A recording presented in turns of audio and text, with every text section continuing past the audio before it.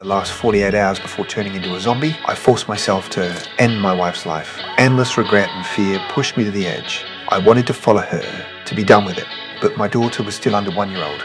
I buried my despair deep inside. Everything happened so suddenly, I had no time to prepare.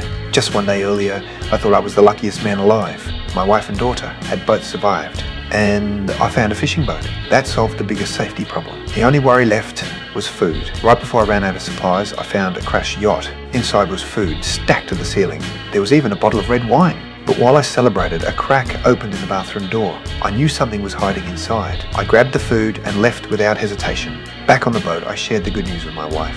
Her eyes showed only worry. She cared more about my safety than the food, so I hid the danger from her. I never imagined that small lie would start a nightmare. While I slept, she found the bottle of red wine.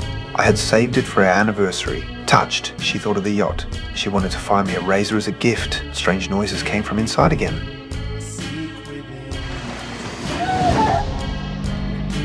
Then my daughter's crying woke me.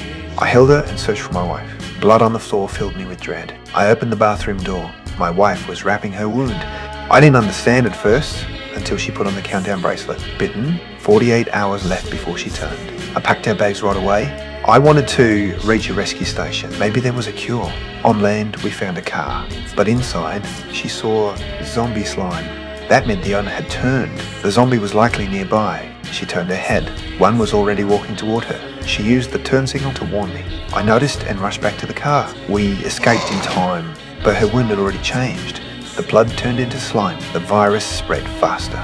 She tried to leave the car to protect us. I stopped the car and ran after her. Even with no hope left, I refused to let her go.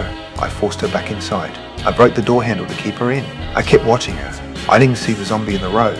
I swerved. The car slammed into a tree. The tree pierced her body. The crash knocked me out. I don't know how long I was gone. When I woke, I saw a word written in blood on the door. My wife had turned completely. She bit my arm before I could react. I tore myself free. I wanted to stay with my wife forever. But for my daughter to survive, I had to find someone to take her in.